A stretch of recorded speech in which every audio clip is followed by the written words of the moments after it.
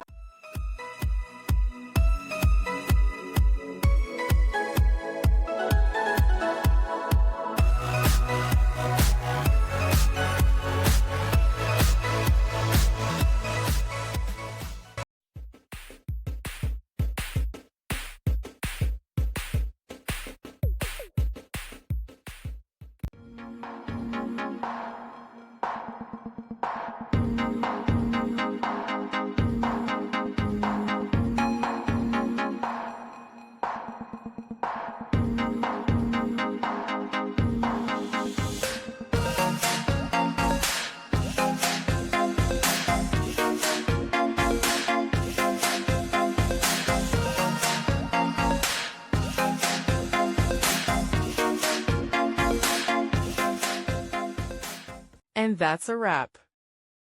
I hope you found the answer you were looking for. If you did, take a second to hit that subscribe button. It really helps out.